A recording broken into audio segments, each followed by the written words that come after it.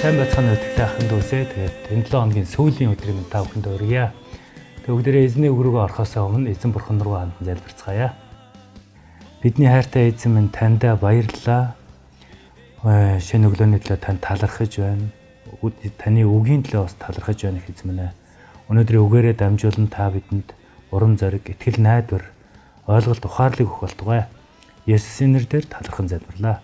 Амен. За өнөөдөр би та бүхэнтэйгээ Хагаи бүлгийн 1-р бүлгээс 5-8-ыг хуваалцах болно. Тэгээ эндээс би уншиж өгье. Иймээс одоо төг төмдийн эзэн ингэд айлдаж байна. Өөрсдийн зам мөрийг хянагтун. Та нар ихийг тариалсан боловч ургацсан баг байна. Та нар иддэг боловч цаддаггүй. Та нар уудаг боловч хандаггүй. Та нар хувцалдаг боловч хинчин ч дулаацдаггүй. Хөлсний ажилчин хөлсөө авлаач цоорхоо төрөвчөнд хөлсөө хийдэг. Төг төмдийн эзэн ингэж айлдаж байна. Өөрсдийнхөө зам мөрийг хянагтун. Уулууд явж мод авчран өргөөг минь баригтун. Тэгвэл би үүнийг чин таашаан алдаршуулгадах юм гэж эзэн айлдаж байна гэсэн байна. Амен. За Хагаи ном бол хуучин гэрээний 3 дахь ном. За бурхны иш үзүүлэгч Хагайгаар дамжуулан тухайн үеийн Израильчуудын амьдралд юу үйлснэг түүнээс нь өнөөдөр бид юу ойлгож болох талаар харуулсан. Манай эртний 538 онд Вавилоны цөллөгөөс 70 жилийн дараа Израильчууд буцаж ирж Иерусалимд хэдэн жил болж амьдарч эхэлсэн энэ үе байгаа. Тэгээ эзэн энэ үед эзний өргөө энэ үед бол нурсан хэвээр байсан. Харин Хагаи иш үзүүлэгчээр дамжуулан Израильчуудад бурхны өргөөг барих ажлыг хий гэж уриалж мөн тушаасан байдаг. За зүгээр суун гэдэг бол буруу хандлага. Тэгээд энэ хандлагаа хойш нь тавиад Израильчуудад эзний өргөөг барих үйлдэлийг эрчимтэйгээр хийхийг тушаасан. Та болон 6 дугаар ишлэлээр өөрсдийн зам мөрийг хянагтуун гэсэн эзэн. Өөрсдийн авралын замнал болон амьдралынхаа харааг тунгаан бодцгоо гэсэн. Бурхан тэднээс амьдралынхаа байдлыг эргцүүлэн бодож, зориг, үн цэн бас хийж үйлдэж байгаа бүх зүйлийнхээ үр дүнг нягтлаа гэсэн. Тэр бүх зүйлс амьдралын хэв маяг чинь Бурханаас холдсон байна уу? Мөн Бурханаас холдуулж байна уу гэдгийг өөртөөсөө нагтлж асуугаарай гэж хэлсэн байна.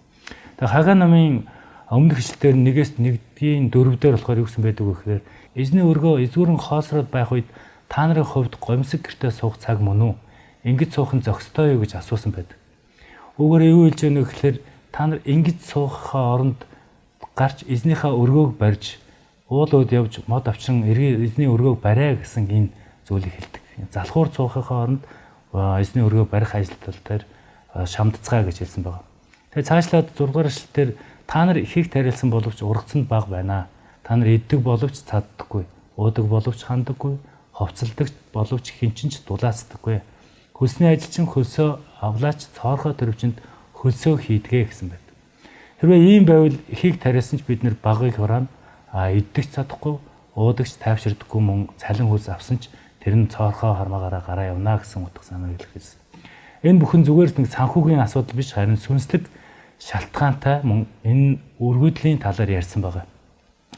Бурхны өргөөг барихыг умартаж орхисон тул тэдний хөдөлмөр Бурхны ивэлээс гадуур болж жинхэнэ өгөөмөр үр дүн гарч чадахгүй талаар өгүүлсэн. Тэм учраас Бурхан Израильчуудад цааш нь яах ёстой талаар өөрөө зааварчилж чиглүүлж өгсөн байгаа. Цааш нь 7-оос 8 дугаар эшлэлээр төг төмдийн эзэн ингэж айлдаж байна. Өөрсдийн зам мөрийг хянагтун, уулууд явж мод авчран өргөөг минь баригтун гэсэн. Тэгвэл би үүнийг чинь таашаан алдаршуулгадах юм гэж эзэн айлдаж байна гэсэн. Бурхан энд маш тодорхой тушаалыг өгсөн. Ууланд гарч мод авчир миний өргөөг босгоо гэж. Чуулган бол Бурханы оршихуй. Ард түмний түүнтэй харилцах амьдралын төв нь. Тэднийг сүмийг сэргээж түүнд анхаарлаа хандуулж амьдралынхаа төвийг зөв байршуулах ёстойг хэлсэн байна. Тухайн үеийн нөхцөл байдал шиг бидний амьдралын өнөөгийн амьдралын нөхцөл байдал ч гэсэн Христийн төв байна уу? Энэ төвийг Христийн өөрийнхөө амьдралын төв болгож чадж байна уу гэдгийг бид нар бас асуух хэрэгтэй. Бурхан тодорхой алхмыг шаарддаг. Түүнд дуулууртай байхыг мөн хүсдэг байгаа. Бидний амьдралын төв Христ байгаад түүний үгэнд дуулууртай байвал эзэн бидэнд өгөөмөрт байж бидний амьдралын зөвхт байдлаар эзэн алдаршуулгадах юм а гэсэн. Тэм дахтуунараа юуны өмнө тавьж байгаа Мөн бодож байгаа өөрсдийнхээ амьдралын замналаа тунгаан бодож бид өөрсдийн амьдрал, ажил үйлсийг Бурхантай харилцах харилцаагаа хоош тавьчихад эзнийг хоош нь тавьчихсан байдаг тохиолдлууд бас байдаг. Тийм та өөрөөсөө миний өдөр тутмын сонголтууд Бурханы талд байна уу гэдгийг байнга асууж явах хэрэгтэй. Учир нь Бурханаас холдвол хий хоосон үргүй байдаг гэдэг талаар сая харсан. Мэрээсэн ч биднэрт үр дүн гарахгүй, олсон ч хангалтгүй, амжилт гаргасан ч сэтгэл хоосон, мөн урам зориггүй амьдралаар явдаг талаар өгүүлсэн баг. Эдгээр гол шалтгаан нүгэл биш, амьдралын төв Бурхан биш болсон үед ирдэг. Бурханыг амьдралынхаа төвд байршуулвал үр дүн нь тайвшрал, амар амгалан үргэлж биднийг дагдаг талаар эзэн хэлсэн байна. Бурхан Израильчуудад ууланд очиж, мод авчирч миний өргөөг босго гэж хэлснээр бодит зүйлийг шаардаж бас тушаасан. Өнөөдөр бид ч гэсэн үүнтэй адил Бурханд цаг гаргаж байна уу? Бурхантайгаа харилцаагаа сэргээж байна уу? Түүнд дуулууртай байна уу? Итгэлийн хамт олонтойгоо хамт нөхөрлөж цаг зав гаргаж байна уу гэдгийг бас бодох хэрэгтэй юм аа. 1-р Коринт 3:16 дээр та нар өөрсдөө Бурханы сүм бөгөөд Бурханы сүнс та нарын дотор оршдог гэдгийг мэддгүй юм уу гэсэн. Бурханы ажилд бодтойгоор оролцох үед Бурхан түүнийг маань маш их таашаадаг.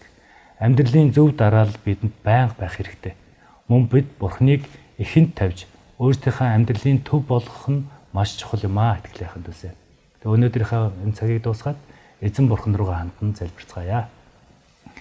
Бидний хайртай эзэн минь таньда баярлалаа. Өнөөдрийн үгийн төлөө танд талархаж байна.